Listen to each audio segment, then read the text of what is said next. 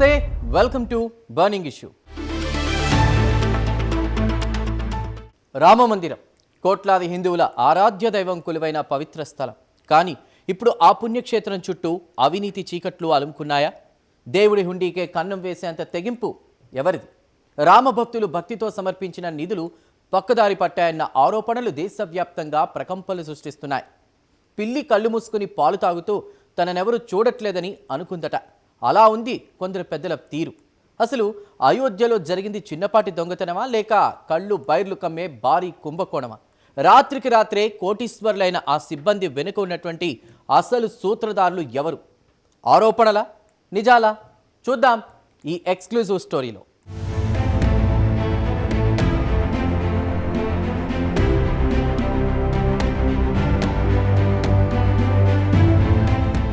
అయోధ్య రామమందిరం కోట్లాది మంది హిందువుల నమ్మకానికి, అచంచలమైన భక్తికి ఒక సజీవ సాక్ష్యం.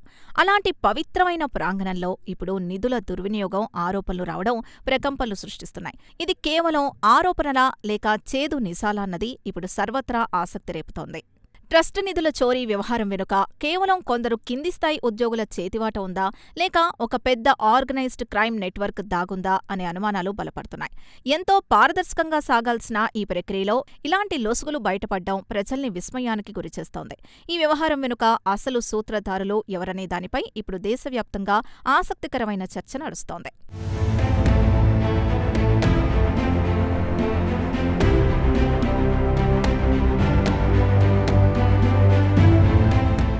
ఈ వివాదం దర్యాప్తు దశలో ఉండగానే చోటు చేసుకున్న కొన్ని పరిణామాలు అనేక కొత్త అనుమానాలకు సంకేతాలిస్తున్నాయి. ముఖ్యంగా ట్రస్టు ప్రధాన కార్యదర్శి చంపత్ రాయ్ని ఉత్తరప్రదేశ్ ముఖ్యమంత్రి యోగి ఆదిత్యనాథ్ పర్యటనకు సమీక్షా సమావేశానికి దూరంగా ఉంచడం తీవ్ర చర్చనీయాంశంగా మారింది.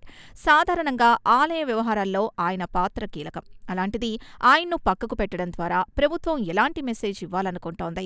ఇది కేవలం విచారణ పారదర్శకంగా సాగేందుకు తీసుకున్న నిర్ణయమా, లేక పై స్థాయిలో ఉన్నవారి ప్రమేయంపై కూడా ఫోకస్ పెట్టారా అనేది ఆసక్తికరం.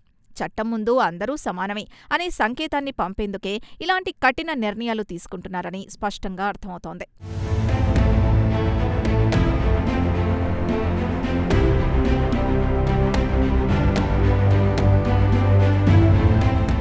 ఈ మొత్తం ఎపిసోడ్లో ప్రధానంగా వినిపిస్తున్న పేర్లు కేడీ తివారీ, తిను యాదవ్. చాలా తక్కువ జీతాలతో పనిచేసే వీరు రాత్రికి రాత్రే కోటీశ్వరులుగా ఎలా మారారు అన్నది పెద్ద మిస్టరీగా మారింది. వీరి లగ్జరీ లైఫ్ స్టైల్, అకస్మాత్తుగా కూడబెట్టిన ఆస్తుల వివరాలు చూస్తుంటే కంచే చేను వేసినట్లు అన్న సామెత గుర్తుకు రాక మానదు. భక్తులు సమర్పించిన కానుకల్ని రక్షించాల్సిన వారే ఇలాంటి అక్రమాలకు పాల్పడ్డారనే ఆరోపణలు తీవ్ర కలకలం రేపుతున్నాయి. ఎలాంటి సోర్స్ ఆఫ్ ఇన్కమ్ లేకుండా వీరు ఇన్ని కోట్ల ఆస్తులు ఎలా కొనుగోలు చేశారనే దానిపై డీప్ ఇన్వెస్టిగేషన్ జరగాల్సిన అవసరం ఎంతైనా ఉంది. అప్పుడే ఈ స్కామ్ వెనుక ఉన్న అసలు నిజాలు పబ్లిక్ డొమైన్లోకొస్తాయి.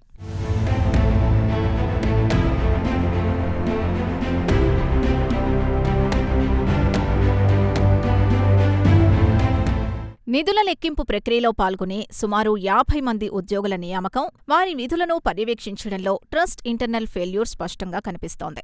ఇంత పెద్ద మొత్తంలో డొనేషన్స్ వస్తున్నప్పుడు వాటిని లెక్కించే సిబ్బందికి ఎలాంటి బ్యాక్గ్రౌండ్ చెక్ చేశారు అనేది ఇప్పుడు కీలకంగా మారింది. సరైన మానిటరింగ్ లేకపోవడం వల్లే ఈ స్థాయిలో నిధులు పక్కదారి పట్టాయనే ఆరోపణలు వినిపిస్తున్నాయి. మేనేజ్మెంట్ స్థాయిలో ఉన్న అధికారుల నిర్లక్ష్యం కూడా ఈ పరిస్థితికి కారణమని విశ్లేషిస్తున్నారు. అకౌంటబిలిటీ లేకుండా గుడ్డిగా కింది స్థాయి సిబ్బందిని నమ్మడం వల్లనే ఈ తరహా నిధుల దుర్వినియోగానికి ఆస్కారం ఏర్పడిందని పలువురు అభిప్రాయపడుతున్నారు.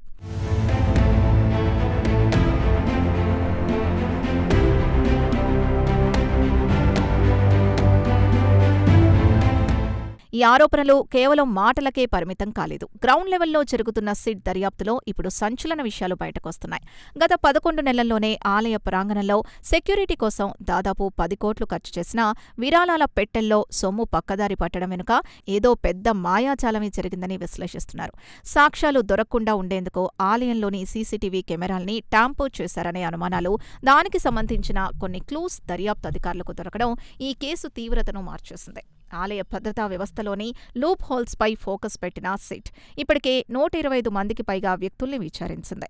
ముఖ్యంగా ఈ కేసులో ప్రైమ్ సస్పెక్ట్గా ఉన్న రామ్ శంకర్ అలియాస్ తిను యాదవ్ను అధికారులు గంటల తరబడి ఇంటెన్స్ గ్రిల్లింగ్ చేయడం చూస్తుంటే ఈ స్కామ్ నెట్వర్క్ గుట్టు త్వరలోనే రట్టవుతుందని స్పష్టంగా అర్థమవుతోంది.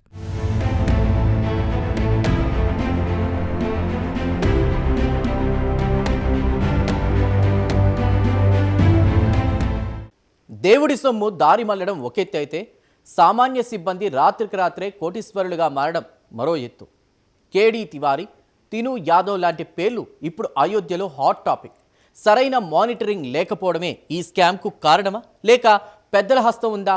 సరిగ్గా ఇక్కడే రాజకీయ ఎంట్రీ జరిగింది. ఏకంగా 100 కోట్ల కుంభకోణం జరిగిందంటూ ప్రతిపక్షాలు ప్రకంపనలు రేపుతున్నాయి. అసలు సమాజ్వాదీ పార్టీ ఆరోపణల్లో నిజమెంత? దర్యాప్తులో బయటపడిన ఆస్తుల చిట్టా ఏంటి? చూద్దాం.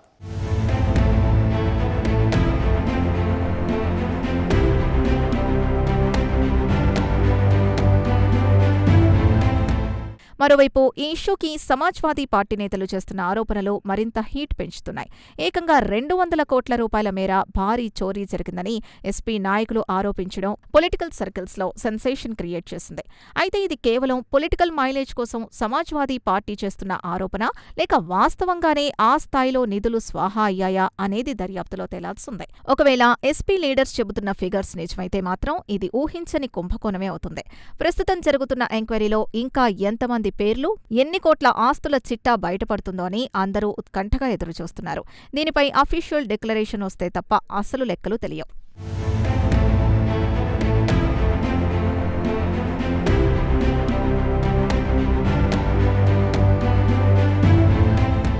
రామమందిరం నిర్మాణం కోసం 2019 నుండి ఇప్పటి వరకు సుమారు 1800 కోట్ల రూపాయలు ఖర్చయ్యాయని ఒక స్థూల అంచనా. ఇంతటి మహత్కార్యంలో ఇలాంటి ఆరోపణలు రావడంపై Ram temple construction committee chairman Nripendra Mishra తీవ్ర ఆవేదన వ్యక్తం చేశారు. భక్తులు సమర్పించిన కానుకల్లో ఒక్క పైసా పక్కదారి పట్టినా తాము మోసపోయామని భక్తులు భావిస్తారని, ఇది సంస్థపై పబ్లిక్లో ఉన్న అచంచలమైన విశ్వాసాన్ని దెబ్బతీస్తుందని ఆయన హెచ్చరించారు. ఈ పరిణామాలు భవిష్యత్తులో భక్తుల నమ్మకాన్ని ప్రభావితం చేయకుండా ఉండాలంటే విరాళాల లెక్కింపును పూర్తిగా బహిరంగంగా చేపట్టాలని, ఖర్చుల రికార్డుల్ని ప్రజల పరిశీలనకు అందుబాటులో ఉంచి పూర్తి పారదర్శకతను పాటించాలనే డిమాండ్స్ ఇప్పుడు గట్టిగా వినిపిస్తున్నాయి.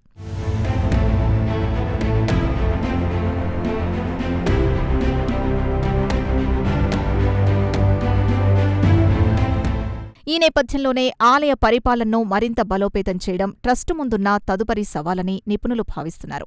అందుకే ప్రసిద్ధ తిరుమల వెంకటేశ్వర ఆలయ అడ్మినిస్ట్రేషన్ మోడల్ని ప్రశంసిస్తూ అయోధ్యలో కూడా ఒక ప్రొఫెషనల్ చీఫ్ ఎగ్జిక్యూటివ్ ఆఫీసర్ అంటే సీఈఓ నియామకం జరగాలని నృపేంద్ర మిశ్రా కీలక సూచన చేశారు.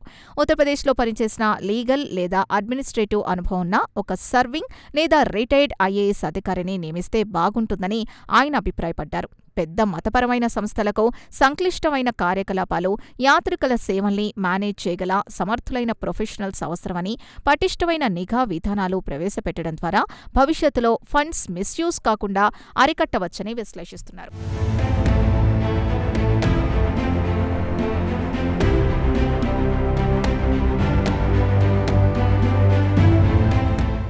ఈ చోరీ వ్యవహారంపై లీగల్ యాంగిల్లో కూడా తీవ్రస్థాయిలో కసరత్తు జరుగుతోంది. భారతీయ న్యాయ సంహిత చట్టం ప్రకారం నేరస్తులపై కఠినమైన సెక్షన్ల కింద కేసులు నమోదు చేసే అవకాశం ఉంది. ట్రస్ట్ నిధుల్ని సొంతానికి వాడుకోవడం, కుట్రకు పాల్పడడం వంటివి సీరియస్ అఫెన్సెస్ కిందకే వస్తాయి. అలాగే భారతీయ నాగరిక సురక్షా సంహిత నిర్దేశించిన టైం లిమిట్స్ ప్రకారం ఈ దర్యాప్తును రికార్డు సమయంలో పూర్తి చేయాల్సి ఉంటుంది. ఎవరెన్ని లీగల్ లొసుగులు వెతికినా న్యాయ వ్యవస్థ ముందు దోషులు నిలబడక తప్పదనే సంకేతాలిస్తోంది ఈ కొత్త చట్టాల అమలు. ఈ కేసులో న్యాయపరమైన పురోగతి కోసం దేశమంతా ఆసక్తిగా చూస్తోంది.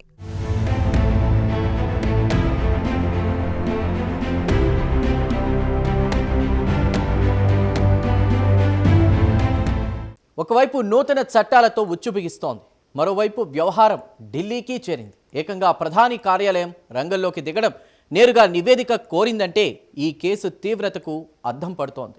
పీఎంఓ ఎంట్రీతో అక్రమార్కుల గుండెల్లో రైళ్లు పరిగెడుతున్నాయి. యూపీ ప్రభుత్వం ఈ విషయంలో ఎవరిని వదిలిపెట్టే ప్రసక్తే లేదని స్పష్టమవుతోంది. మరి ఈ మహా చోరీ వెనుక పొలిటికల్ మైలేజ్ ఉందా? పక్కా స్కెచ్ ఉందా?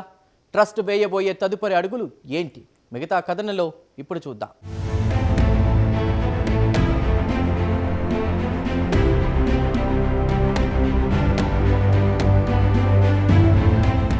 ఈ వివాదంలో ఏకంగా ప్రధానమంత్రి కార్యాలయం ఎంటర్ అవ్వడం ఈ ఇష్యూ గ్రావిటీని స్పష్టం చేస్తోంది.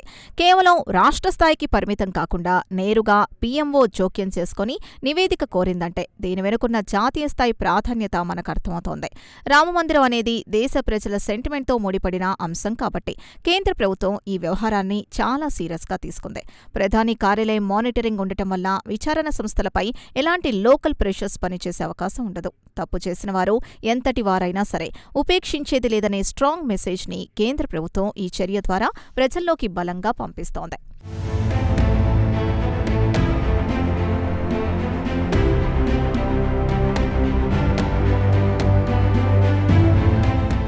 ఈ ఇష్యూపై ఉత్తరప్రదేశ్ ప్రభుత్వం స్పందించిన తీరును రామ్ టెంపుల్ కన్స్ట్రక్షన్ వంటి చైర్మన్ నృపేంద్ర మిశ్రా పూర్తిగా సమర్థించడం గమనార్హం. శ్రీ రామజన్మభూమి తీర్థక్షేత్ర ట్రస్ట్ ఆందోళన వ్యక్తం చేసిన వెంటనే యోగి సర్కార్ కొన్ని గంటల్లోనే స్పందించి దర్యాప్తుకు ఆదేశించిందని ఆయన గుర్తు చేశారు. ప్రత్యేక దర్యాప్తు బృందాన్ని ప్రాథమిక తుది నివేదికలు సమర్పించాల్సిందిగా కోరడం ప్రభుత్వ నిబద్ధతకు అద్దం పడుతోంది. విచారణలో ఫినాన్షియల్ ఇర్రెగ్యులారిటీస్కి సంబంధించి ఎలాంటి ఆధారాలు దొరికినా ఎఫ్ఐఆర్ నమోదు చేసి స్టేజ్కి కేసు వెళ్తుందని స్పష్టమవుతోంది. చట్టం తన పని తాను చేసుకుపోతుందన్న నమ్మకాన్ని పౌరులకు కలిగించేలా ఎలాంటి పొలిటికల్ ప్రెషర్స్ లేకుండా దర్యాప్తు సంస్థలు నిష్పాక్షికంగా వ్యవహరించాల్సిన సమయం ఇదే.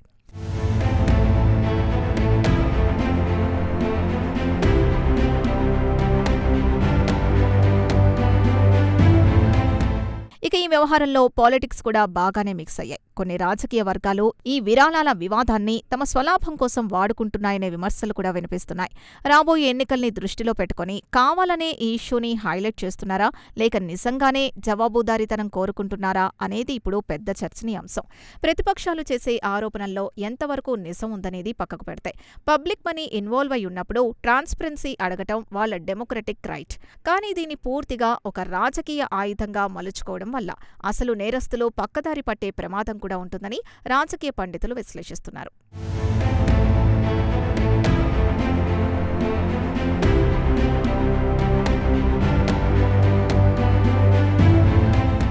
భవిష్యత్తులో ఇలాంటివి రిపీట్ కాకుండా ఉండాలంటే డిజిటల్ మానిటరింగ్ సిస్టమ్ని పటిష్టం చేయడం ఒక్కటే మార్గం.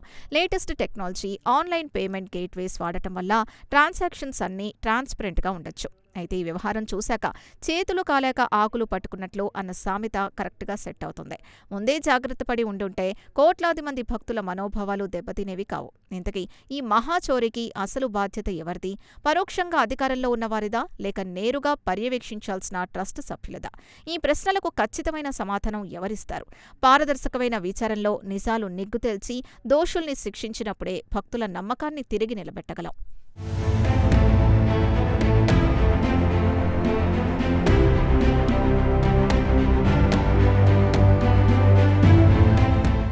దేవుడికే నామం పెట్టాలనుకునే వారి పాపం ఊరికే పోదు. కానీ కోట్లాది మంది భక్తుల నమ్మకాన్ని వమ్ము చేసిన ఈ మహాచోరీకి అసలు బాధ్యులు ఎవరు అన్నదే ఇప్పుడు $1 మిలియన్ క్వశ్చన్. విచారణలు, కమిటీలు అంటూ కాలయాపన చేయకుండా నిజమైన దోషులను పబ్లిక్ ముందు నిలబెట్టాలి.